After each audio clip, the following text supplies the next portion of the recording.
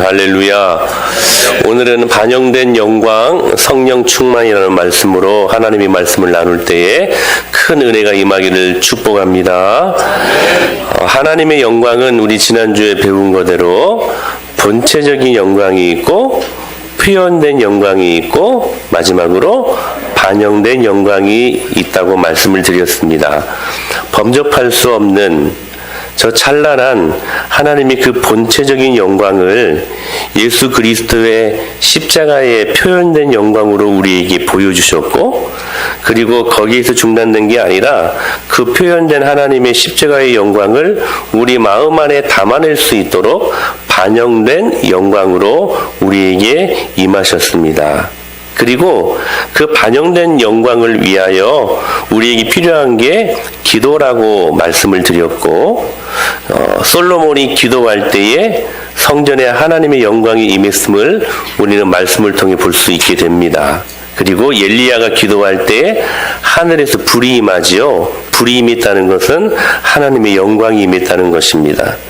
그리고 예수님이 변화산에서 기도하실 때에 그 하나님의 영광의 빛이 온 땅을 환하게 비추었던 것이죠. 그리고 중요한 포인트가 있습니다. 초대교회가 다락방에서 모였을 때에 기도합니다. 그리고 그 기도를 통하여 하나님의 영광이 임합니다. 그 영광이 어떻게 임했냐면 A violent wind, 폭력적인 바람, 급하고 강한 바람 같은, 그러니까 말로 표현할 수 없는 강력한 하나님의 은혜가 무엇으로 임했냐면 성령 충만함으로 임했습니다. 그래서 사도행전 2장 4절에 보게 되면 그들이 다 성령의 충만함을 받았다라고 말씀을 하고 계시는 것이지요. 그래서 바울은 에베소서 5장 18절에서 이렇게 말을 합니다. 술 취하지 말라, 이는 방탕한 것이니 오직 성령으로 충만함을 받으라라고 권면하고 있습니다.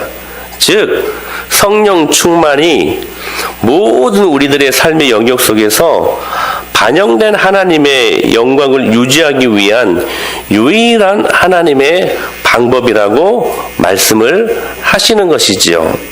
왜냐하면 성령으로 충만함을 받으라고 말씀하신 후에 그 다음부터 나오는 말씀이 뭐냐?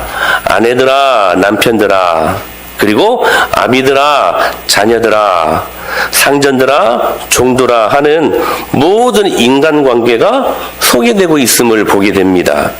즉 하나님의 영광을 담아낼 모든 삶의 영역, 여러분 그러잖아요.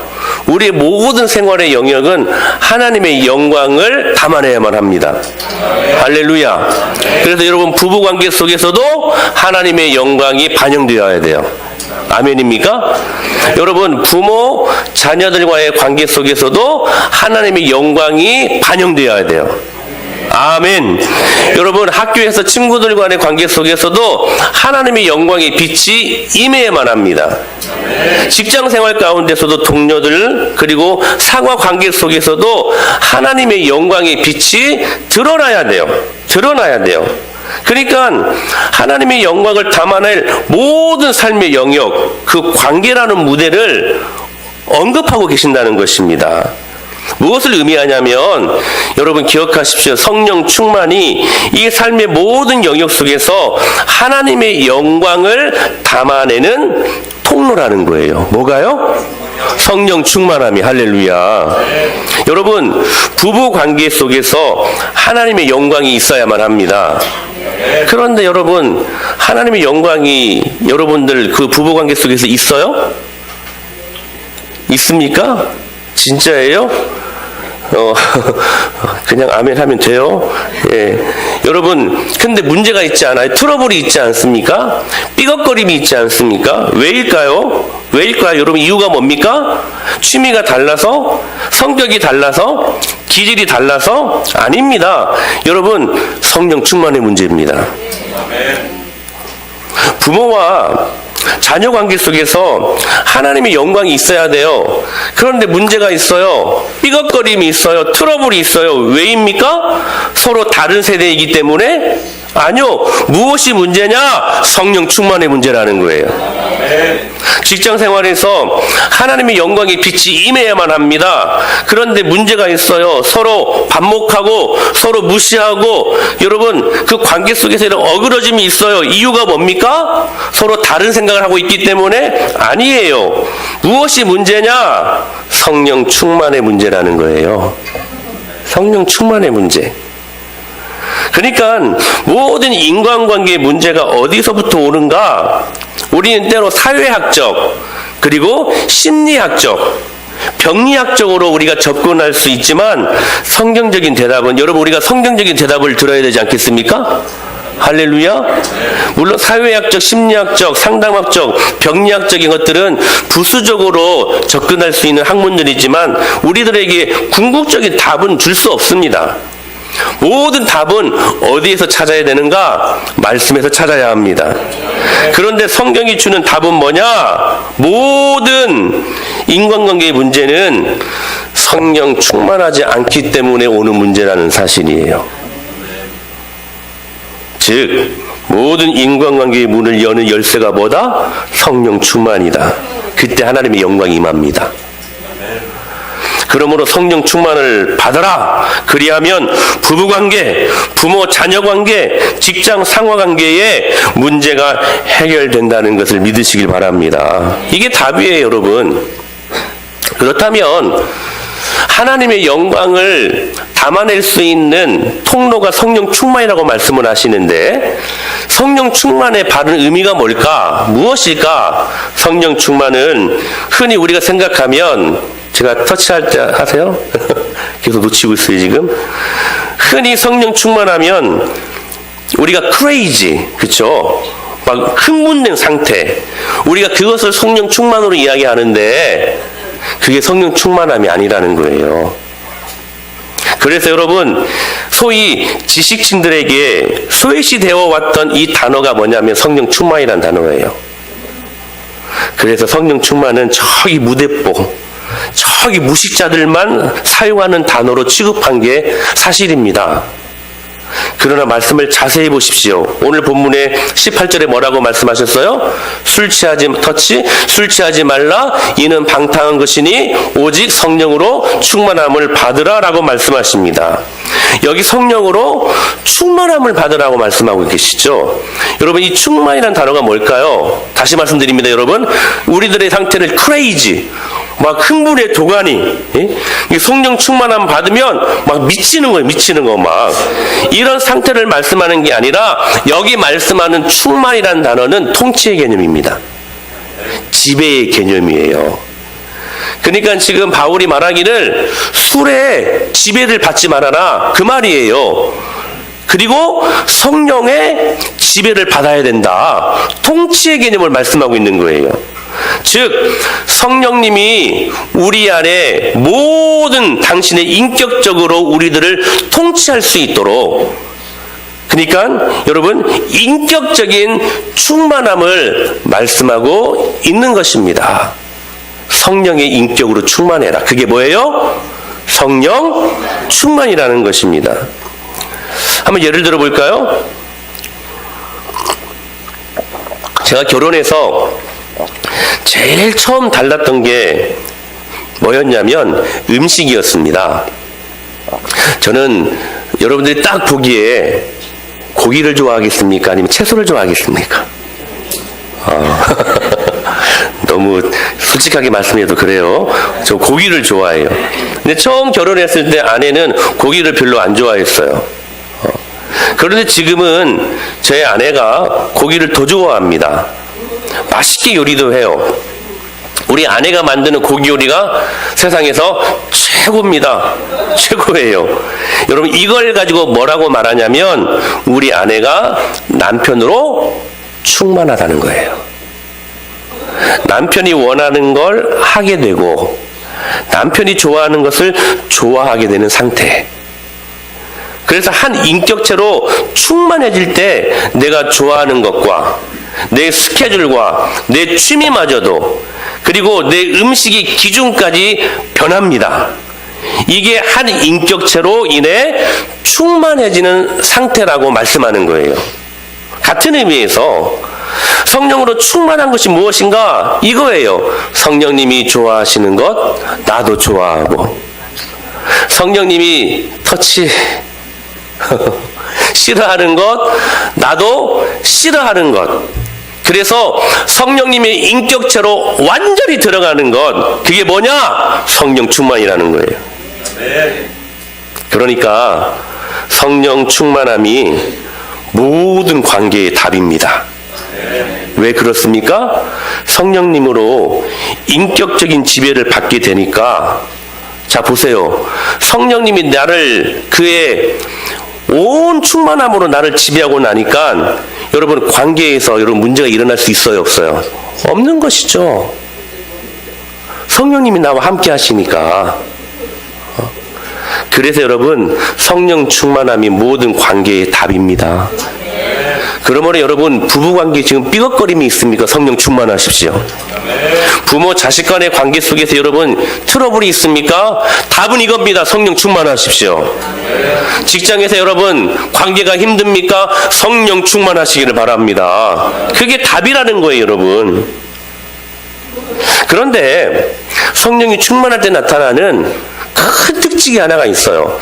여러 현상이 있습니다. 여러 특징이 있습니다. 그런데 가장 먼저 일어나는 특징이 있어요. 그게 뭐냐면 성령님이 우리 안에 충만할 때에 나의 죄가 지적되고, 그리고 나의 죄가 확인되고, 더 중요한 것, 나아가 회개하고 돌아서게 된다는 것입니다. 이게 성령 충만함이 주는 가장 먼저 되는 현상이라는 거예요. 사도행전 2장에 보게 되면 오순절 성령님께서 다락방에 모인 120명의 성도들에게 violent wind, 폭력적인 하나님의 강력한 은혜를 그들에게 바람 같은 소리로 불의 혀와 같은 모습으로 각 사람 위에 임하셨다라고 소개하고 있습니다.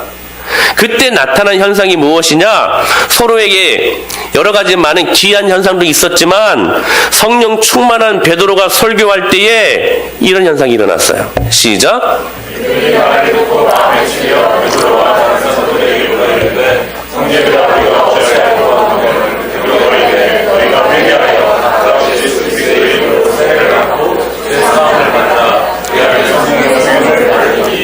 우리가 성령 충만하면 막 입신하게 되고, 막 무엇인가 뭐 환상을 보고 무엇인가 신비로운 어떤 그런 현상을 경험하는 게 아니라, 물론 전 다 부인하지 않습니다. 그런 현상이 일어날 수 있습니다. 그런데 제일 먼저 성령 충만할 때 일어나는 현상은 뭐냐? 베드로가 성령 충만하여 회개하며 설교했을 때에 똑같이 그 설교를 들었던 수많은 이스라엘 백성들이 저마다 어찌할꼬 하나님의 말씀이 죄된 그 사람들의 마음을 찌르기 시작한 거예요. 그러자 그들이 내가 어떻게 하면 좋을까 회개하고 하나님 말씀 앞에 돌아서는 그들의 모습을 발견하게 되더라는 것입니다. 바울 역시 문제 많은 고린도 교회를 향하여 무엇으로 그 문제를 풀었냐면 바로 회개입니다. 같이 보실까요? 시작.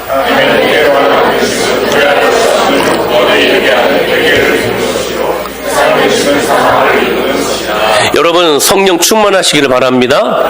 성령 충만할 때 가장 먼저 일어나는 것은 죄를 발견하게 되고, 그리고 그 죄에 대해서 돌아서게 된다라는 거, 회개하게 된다라는 거예요. 교회 사적으로 볼 때 항상 부흥이 있는 곳에는 항상 먼저 회개 운동이 일어났습니다. 1904년 웨일즈 대부흥 운동이 일어날 때에 여러분 그 부흥 운동의 첫 시발점은 보석가게 사장의 회개로부터 시작되어집니다. 참 재미있어요. 막 큰 어떤 현상이 아니었어요. 작은 보석가게 사장의 회개로 시작되어집니다. 1904년 웨일즈 부흥운동의 영향을 받았던 1907년 평양 대부흥운동, 여러분 그 평양 대부흥운동이 일어나기까지 어떤 현상이 여러분 일어나는 줄 아십니까? 부흥사경을 합니다. 그때 나타났던 길선주 장로, 지금은 우리가 목사님으로 이야기했는데 후에 목사님이 되었습니다. 이 장로님의 회개로부터 평양 대부흥운동이 시작되어집니다. 절친이었던 친구가 죽게 생겼습니다. 재산이 많았던 모양입니다. 근데 그 죽기 전에 이 길선주 장로에게 부탁한 거예요. 이 많은 재산, 세상 볼 줄 모르는 내 아내가 갖고 있으면 다 누구에게 주고 사기당할 수 있으니 나의 가장 친한 친구 당신이 이 재산을 좀 맡아 잘 관리해 주게나. 그런데 욕심이 들었었습니다. 그 길선주 장로가 그 친구의 재산을 착복하고 맙니다. 그런데 하나님의 말씀이 임하고 성령님이 강력하게 그의 마음을 때리기 시작하니까 그가 하나님 앞에 공개적으로 회개하기 시작합니다.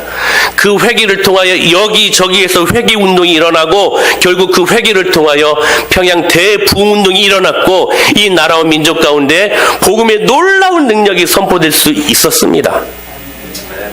한 장로의 깊이 있는 회개. 사랑하는 여러분, 성령 충만할 때 우리는 성령님으로 민감해질 수밖에 없습니다.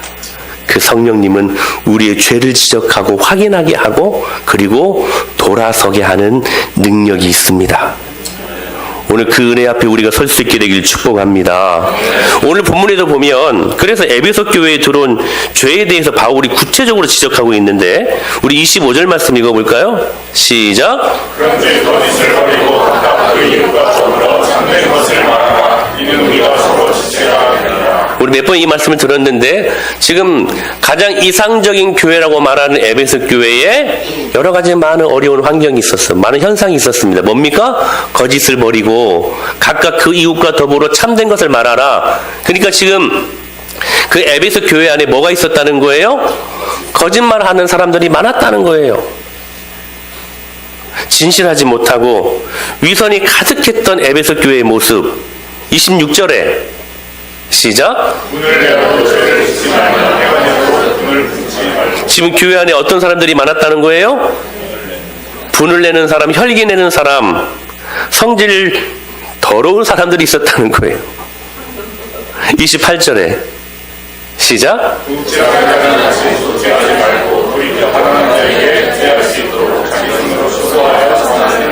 지금 에베소 교회 안에 어떤 사람들이 있었다는 거예요?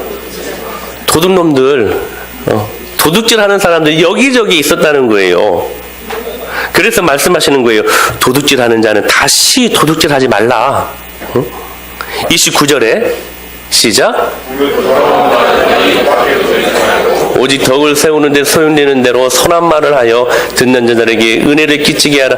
바울이 왜 이렇게 지금 고면하고 있습니까? 에베소 교회 안에 더러운 말, 음담패설, 이간질, 교회 안에서 쌍소리, 이렇게 말하는 사람들이 수두룩했다는 것입니다.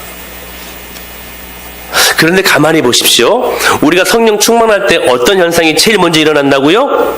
회개. 죄를 지적하고 죄가 발견되고 죄를 확인하고 난 다음에 그 죄에서 돌아서는 반응. 이게 처음 일어나는데 자세히 들여다보면 그 죄의 모습을 자세히 들여다보면 무슨 큰 죄가 아닙니다. 그렇지 않습니까, 여러분? 너무나 일상적인 것들 아닙니까?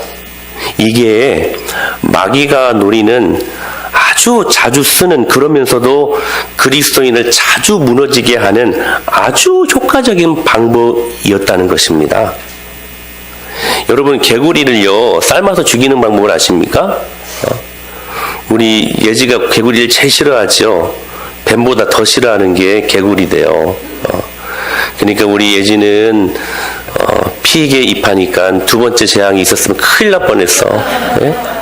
얼마나 힘들었을까. 근데 그 개구리를 삶아서 죽이는 방법이 있대요. 최적의 온도, 물의 온도 12도에 개구리를 풀어놓습니다. 냄비에다가. 그 물에 개구리를 집어넣고 서서히 불의 온도를 높입니다. 그래서 45도가 되면 아무런 저항 없이 잘 삶아진다고 합니다. 최적의 물에 익숙하게 만드는 것. 여러분, 우리가 짓는 죄악들이 얼마나 많이 익숙한가. 미국 속담 중에 이런 속담이 있대요. 평소에 알고 있는 악마가 더 낫다. 무슨 말입니까, 여러분? 악마도요 자꾸 보면 정든대요. 그 말이에요. 여러분 일주일 동안 성령 충만하셨습니까? 이게 아멘 나와야 되는데. 다시 한번 일주일 동안 성령 충만하셨습니까? 예. 앞으로 그렇게 되기를 소망하면서 아멘 하십시오. 예. 다시 한번 성령 충만하셨습니까? 저도 일주일을 살면서 성령 충만한 삶을 살려다가 몇 번의 위기가 있었어요. 갑자기 감기가 왔어요. 근데 감기가 온과 동시에 뭐가 왔냐면 후각을 잃어버렸어요, 지금. 제가 냄새를 굉장히 잘 맡고 예민하거든요. 하나님이 거기에 좀 자유하라고 후각을 주신 것 같아. 근데 문제는 먹는 것에 문제가 생겼어요. 맛이 안 느껴져. 맛이 안 느껴져. 그러니까 갑자기 막 두려운 마음도 생겨요. 아, 이런 일이 없었는데 지금 이틀째거든요. 냄새가 안 나요. 냄새가 안 나요. 아, 이러다가 혹시 장애가 들면 어떨까 하니까 갑자기 뜻하지 않게 두려움이 생기더라고요. 여러분, 아주 작은 것, 여러분의 성령 충만을 막으려고 하는, 가로막는 그 장애물들이 무엇이었는가 하는 것입니다. 뭐 큰 게 아니거든요. 굉장히 소소하고 작은 것들, 일상적인 것들. 여러분, 매우 다양한 유혹을 받는 게 아닙니다. 사단으로부터 우리가. 그래서 오늘은 이 죄에 빠지고 내일은 저 죄에 빠지고 또 그 모레는 뭐 새로운 죄에 빠지는 게 아니에요. 만일 오늘 내가 이 죄로 넘어졌다면 그것이 해결되지 않는 상태에서 내일도 똑같은 죄에 빠지게 되고 그 다음 날도 항상 우리는 같은 죄에 수시로 넘어지게 된다는 것입니다. 이게 이런 거예요. 만약에 사단이 한 사람을 봤는데 돈에 약점이 보이는 거예요. 돈이면 그냥 모든 걸 다 포기하는. 그러면요, 사단은 계속해서 그 약점만 노립니다. 어떤 사람이 칭찬받고 인정받는 욕구에만 집착이 있어서 명예욕이라고 하죠. 여기에 약점을 보이면 사단은 계속해서 그 약점만 노린다는 거예요. 그러니까 새롭고 다양한 시험과 유혹이 아니라 내가 오늘 여기 내가 약점을 보이고 넘어졌으면 그 다음 날도 계속 그 약점만을 사단은 노린다는 것입니다. 그래서 여러분, 사단은 일상적인 소소한 죄악에 대해 무감각하게 만들어버리는 거예요. 여러분, 선악과도요, 바로 따먹은 것이 아닙니다. 사단이요, 그것을 자꾸 보게 하셨어요. 보게 했어요. 사단이 보게 하셨다가 아니지. 자꾸 보게 했어요. 막 먹음직스럽고 막 탐스럽게 자꾸 보게 만들었던 거예요. 사랑하는 여러분, 그래서 오늘 본문 27절에는 뭐라고 말씀하셨어요? 마귀에게 틈을 주지 말라. 틈을 주지 말라. 그 약점의 틈을 타고 들어오는 악한 원수 마귀 사탄에게 틈 주지 말라 라고 말씀하시는 거예요. 사실 여러분, 일주일을 살면서 우리가 얼마나 많이 일상적인 죄악으로 거짓말들을 많이 합니까? 여러분 한 주 동안 거짓말 안 하고 사셨어요? 거짓말 안 하고? 어떤 목사님에게요, 어떤 아이가, 어린아이가 이런 말을 했다고 합니다. 목사님, 거짓말을 하나님이 싫어하는 것을 아는데요, 거짓말이 때로는 곤란할 때 얼마나 큰 도움이 되는지 몰라요. 이렇게 말했대요, 여러분. 여러분, 공감하지 않습니까? 거짓말 하나가요, 얼마나 우리들의 삶을 유익하게 하고, 여러분, 우리들의 삶을 얼마나 편하게 만드는지 몰라요, 거짓말 하나가. 근데 여러분, 우리는 때로 거짓말을 너무나 많이 하지 않습니까? 자주 화를 내기도 하고, 더러운 말도 하고, 이런 일상적인 죄악들. 그런데 여러분, 이 일상적이고도 소소한 죄악들이 마귀가 틈타고자 하는 최적의 조건이라는 사실입니다. 여러분, 죄는요, 마귀가 들어오는 문입니다. 터치. 재호야, 정신 차려. 죄는 마귀가 들어오는 문입니다. 아멘입니까? 여러분, 만리장성이죠, 만리장성. 만리장성은요, 높이가 9m라요. 9m. 넓이가 5m라요, 5m. 근데 그 길이가 무려 5,000km가 된다고 합니다. 엄청난 길이 아닙니까? 그런데요, 이 난공불락의 초롱성 만리장성이요, 지금까지 3번 뚫렸답니다. 적으로부터. 근데 여러분, 그 3번 뚫린 이유가 뭔지 아세요? 문징이가 뇌물 먹고 문을 열어줘 가지고.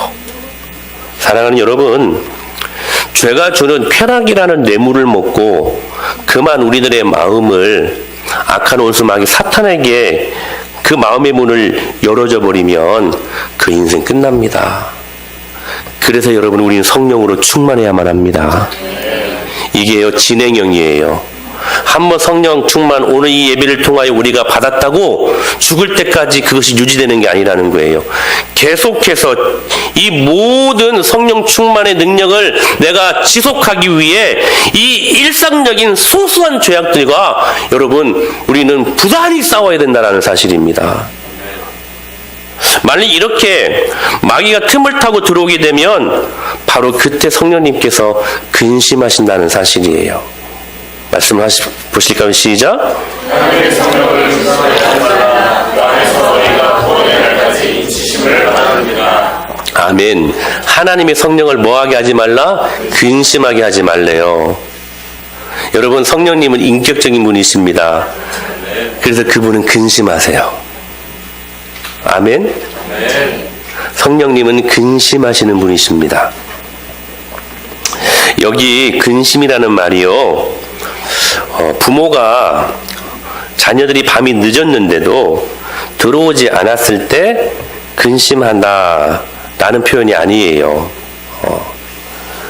그러니까 내 자녀들이 혹 어떻게 될까 하는 그런 근심이 있잖아요. 근데 여기 사용되는 말이 그 표현이 아니라는 거예요. 여기 근심은 영어로 grieve라는 말입니다. 이 말이 어떻게 생겨났냐면, 임금이 자기 신복에게, 절대 신뢰했던 그 신복에게 배신을 당해서 자신의 왕좌를 찬탈당했을 때 느끼는 그 배신감, 그 찢어지는 마음, 그 기분이 뭐냐면 grieve, 근심이라는 거예요. 여러분, 성령님이 이렇게 근심하신다고 말씀하십니다. 단순히 자녀 걱정하는 수준의 그 근심이 아니라 가장 사랑하는 사람들로부터 배신을 느꼈을 때의 찢어지는 마음, 그 마음이 성령 하나님의 마음이라는 사실이에요. 그러니까 근심이라는 단어는 배신과 비통함, 가슴에 비수가 꽂히는 상태, 가슴에 대못이 박히는 그 상태를 의미하는 게 grieve, 근심이라는 단어의 바른 어원적인 의미라는 것입니다. 사랑하는 여러분, 저와 여러분은 죄와 싸우는 사람들입니다. 어느 누구도 그러므로 여러분, 죄의 유혹으로부터 자유로울 수 없습니다. 심지어는 예수님도 사단으로부터 여러분 유혹을 받았잖아요. 죄는 짓지 않았지만. 하나님이신 예수님도 죄로부터 유혹을 받았다면 저와 여러분들은 오죽하겠습니까? 그래서 우리는 여러분 매일매일 죄와 싸우는 사람이 되어야 합니다. 바울이 예수님을 믿은 후에 더 많은 죄를 지은 사람이 결코 아닙니다. 우리가 생각하는 그런 파렴치하고 못된 죄를 범한 사람이 아니에요. 자기 삶을 온전히 주께 드렸던 그런 사람 아니었습니까? 그런데도 그가 뭐라고 고백합니까? 오라, 나는 공고한 자로다. 나는 죄인 중에 괴수다. 그냥 죄인이 아니라 악질 죄인이라고 본인을 소개하고 있는 것입니다. 바울이 파렴치하고 더 많은 죄를 범해서 그렇게 고백하는 것이 아닙니다. 죄에 대한 훨씬 민감해진 자신의 모습을 표현하고 있는 거예요. 여러분, 우리가 성령으로 충만해지면 죄에 대해 민감해집니다. 평상시에는 아무것도 아니라고 생각되어지는 것들이 성령 충만하면 민감해져요. 그것 때문에 아파요. 이것이 성령님의 근심을 느끼는 사람들의 모습이라는 거예요. 사랑하는 여러분, 우리가 예수님을 처음 믿고 그분을 나의 구주, 나의 하나님으로 영접할 때 얼마나 행복하고 감사하고 여러분 얼마나 좋았습니까? 여러분, 그런 은혜가 있지 않았습니까? 그런데요, 예수님을 믿으면 마냥 좋은 것은 아닌 것 같아요. 예수님을 믿고 행복할 때가 있었지만 예수님을 믿으면 반드시 어느 정도의 우울한 시간을 거치게 된다는 것입니다. 왜냐? 예수님 믿고 나니까 뭘 느끼냐면 내가 정말로 못된 놈이구나. 하나님의 영혼의 거울이라고 말하는 말씀에 비추어 봤을 때 내 자신을 바라보니까 내가 정말로 나쁜 인간이었구나라는 것을 느끼게 되는 게 정상입니다, 여러분. 그래서 조금 우울해져요.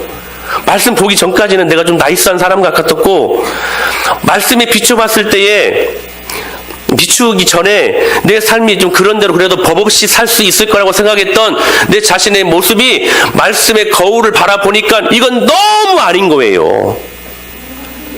내가 이렇게까지 나쁜 인간이었는가? 내가 이렇게까지 하나님 앞에 죄인이었는가? 못쓸 사람이었는가? 그걸 느끼니까 조금 우울해져요. 즉, 죄에 대해 민감해진다는 거예요. 그래서 때로는 우울한 증세가 일어날 수 있어요. 그러나 우리가 우울한 증세가 우울증으로 빠지지 않는 이유는 그럼에도 불구하고 나를 사랑하셔서 나를 자녀 삼아주신 하나님의 은혜가 있기 때문에 그렇습니다. 분명한 것은 내 안에 죄의 깊이가 얼마나 깊게 있는지, 이 죄의 문제가 다가올 때 이거 가지고 씨름하게 된다는 거예요. 어떤 사람들이? 성령 충만한 사람들이. 예수 믿기 전에는 죄를 지을 때 양심의 가책도 없었습니다. 그러나 예수님 믿고 난 후에는 다시는 그런 죄를 못 지어요. 가책이 오기 시작합니다. 여러분, 이게 죄책감이 주는 탁월한 기능 아니겠습니까? 그래서 여러분, 죄책감은 죄를 짓지 못하게 하는 마지막 하나님 편에서의 제어장치입니다. 사랑하는 여러분, 그러므로 죄에 대한 회개 없이는 절대로 그 다음으로 넘어갈 수 없습니다. 이게 복음이에요. 죄에 대한 깊은 회개 없이는 절대로 우리는 하나님의 은혜를 깊이 있게 경험할 수 없습니다. 그래서 성령님께서 제일 먼저 오셔서 우리에게 하시는 일은 우리로 하여금 회개케 하게 하시는 것입니다. 요한복음 16장 7절로 8절에 이렇게 말씀하고 계십니다. 시작.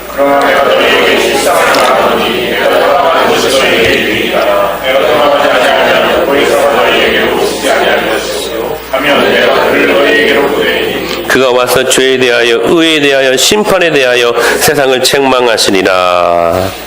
성령님이 제일 먼저 오시는 게 뭐냐? 오셔서 하시는 게 뭐라고요? 죄를 발견하게 하는 것입니다. 그리고 회개하게 하시는 것입니다.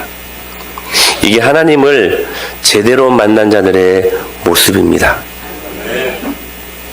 그런데 이제 문제는 이거예요.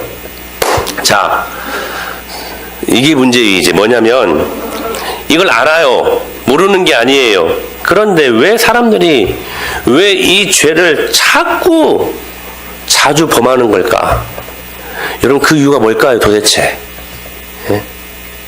저는 이렇게 묵상을 해봤어요. 죄를 단순한 교통규칙 위반한 정도로 그렇게 생각하고, 여러분 한번 위반하면 얼마 정도 범칙금을 내나요? 한 5만 원, 3만 원, 5만 원, 많게는 10만 원 이렇게 내잖아요. 그냥 내가 한번 죄를 지으면 그냥 벌금 내면 되지 뭐. 이렇게 생각하는 거예요. 사실은 이 죄가 나를 포함해서 내가 가장 사랑하는 사람들의 영혼을 짓밟는 것인데, 예? 그것까지 생각을 못하는 거예요. 그것까지. 여러분, 왜 우리가 계속 죄를 짓는 걸까요? 우리가 약해서요? 아니요. 여러분, 우리가요 힘이 없어서요? 아닙니다. 이유는 뭐냐면 죄를 가볍게 보기 때문에 그래요. 가볍게 보기 때문에. 죄를 규칙 위반 정도로 생각해서 벌금 3만 원, 4만 원, 많게는 10만 원 내면 되는 걸로 그거 내면 됐지 뭐 하는 정도로 생각하기 때문에 실상은 그 죄의 결과는 정말로 참담한데. 여러분, 이게 실감이 나서 더 한번 구체적으로 말씀드려볼까요? 여러분, 이렇게 한번 생각을 해보십시다. 만약에 내가 신호 위반을 했어요. 그러면 3, 4만 원 내는 정도가 아니라 내가 가장 사랑하는 남편이, 여러분 남편 사랑하잖아요. 여기 심각하게 저를 쳐다보세요, 우리 아내들. 여러분 남편들 사랑하지 않습니까? 사랑하시는 분들만 아멘. 아이고야, 큰일 났네. 아멘.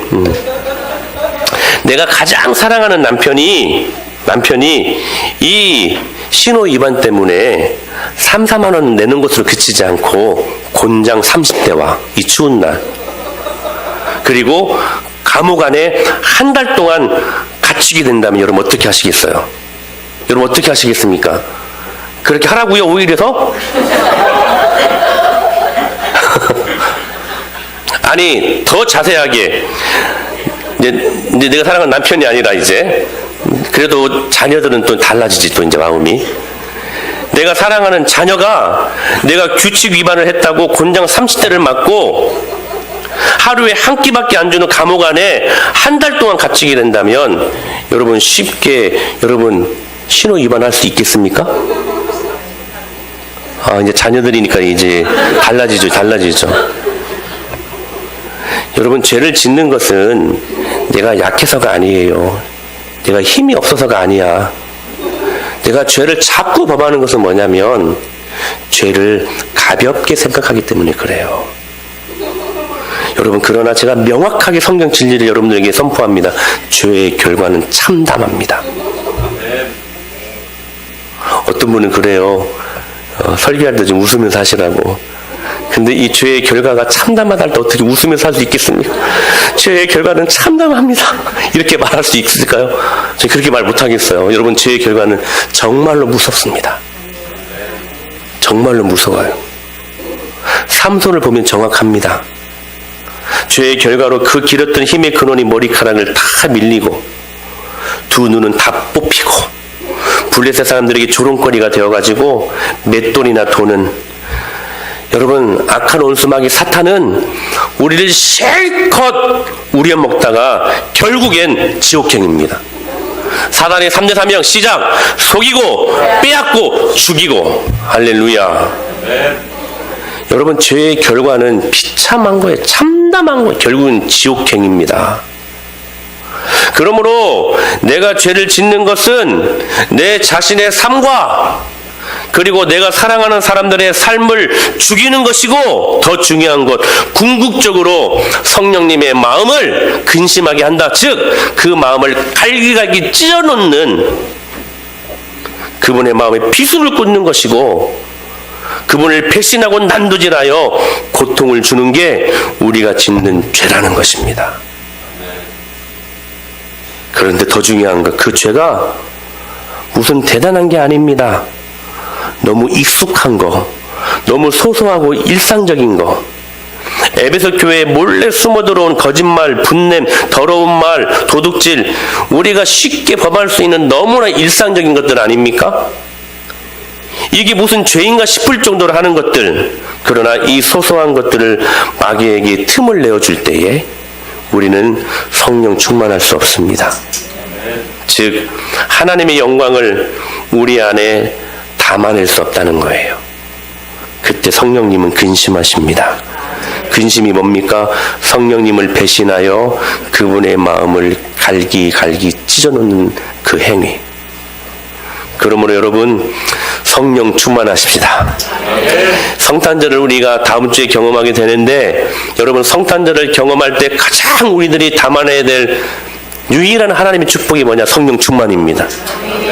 성령 충만을 위해 그러므로 우리에게 필요한 게 있습니다. 무엇이냐면 의지적인 결단입니다.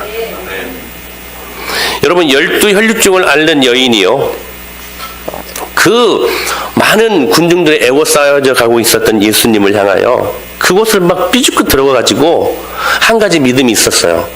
예수님의 옷자락을 만지면 나을 거라는.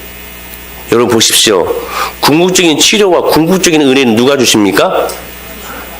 예수님이 주시죠. 하나님이 주시죠. 믿습니까 여러분? 그러나 옷자락을 만진 사람은 그 여인이었습니다. 성령 충만하면 누가 주셔요? 하나님이. 좀 크게 대답해봐요. 성령 충만하면 누가 주셔요? 하나님이 주십니다. 일방적으로 주셔요. 그러나 성령 충만하기 위해 내가 그 옷자락 만져야 돼요. 이스라엘 백성들이 원망하고 불평하고 나니까 하나님이 불뱀을 풀어가지고 광야에서 죽게 만드셨어요. 모세가 하나님께 당신의 택한 자녀들을 이 광야에서 다 죽게 놔두시겠냐고 제발 좀 살려달라고 그러니까 하나님이 방법을 내주셨어요. 장대에다가 놋뱀을 만들어서 보여줘라. 그리고 그것을 쳐다보면 살 것이다. 여러분, 치료는 누가 해주셔요? 하나님이 해주시는 것이죠. 그건 일방적인 불광력적인 하나님의 은혜로 치료되는 것입니다. 그러나 그 장대에 걸린 놋뱀은 누가 봐야 돼요? 내가 봐야 돼요. 내가 봐야 돼요. 성령 충만은 누가 주셔요? 하나님이. 그러나 성령 충만할 수 있도록 내가 의지적으로 결단하여 말씀의 자리에 더 나오게 되고 기도의 자리에 더 나오게 되고 그 성령 충만을 유지하기 위해 우리가 은혜의 보좌를 계속해서 차고 앉아 있어야 된다는 사실입니다. 그 일은 내가 하는 거예요. 의지적인 결단으로. 그래서 여러분, 기도도 의지적으로 하는 거예요. 말씀도 의지적인 결단으로. 성령 충만은 결코 감정의 문제가 아니에요. 여러분, 기분 좋다고 하고 기분 안 좋다고 그만의 문제가 아니라 성령 충만은 의지적인 순종의 결단이라는 사실입니다. 그러므로 성령의 근심이 느껴질 때 우리는 책망하시는 성령님의 음성에 귀를 귀 기울여야 되고, 그리고 의지적인 순종의 결단으로 성령 충만 앞에 우리가 접근할 수 있어야 된다는 사실입니다. 에이 목사님, 그게 그렇게 쉬운가요? 여러분, 놓치고 있는 게 있어요. 놓치고 있는 게 있어요. 여러분, 죄의 사망의 법보다 생명의 성령의 법이 더 강합니다. 이미 우리는 그 축복을 경험한 사람들입니다. 사단의 속삭이는, 야, 그렇게 말씀대로 사는 것이 쉬운 일이냐? 어려워. 그 귀 기울임을 이제는 제거하시기를 바랍니다. 이렇게 말씀하셨잖아요. 시작.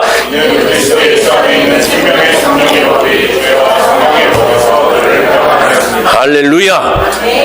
여러분, 죄와 사망의 법보다, 여러분, 얼마나 많은 사람들이 죄와 사망의 법을 벌벌벌 떨며 무서워합니까? 그러나 여러분, 기억하십시오. 우리는 예수님께서 이 죄와 사망을 정복하시고 부활하심으로 우리를 살리셨으니 여러분, 생명의 성령의 법으로 우리는 거듭난 사람들임을 믿으시길 바랍니다. 즉 죄와 사망의 법보다 우리가 경험하고 있는 생명의 성령의 법이 더 강합니다. 할렐루야. 그래서 우리는 성령 충만함을 유지할 수 있는 것입니다. 여러분, 이번 한 주간 성령 충만하십시다. 그 어떤 일상적인 사소하고 소소한 죄악들 우리 안에, 우리 근처에 얼씬되지 못하도록 여러분, 성령님으로 무장할 수 있는 한 주간이 될 수 있게 되길 축복합니다. 그때 그 충만함으로 이 추위도 이기고 그 충만함으로 예수 그리스도의 탄생함을 맞이할 수 있는 저와 여러분이 될 수 있게 되기를 살아계신 예수님의 이름으로 간절히 축원합니다.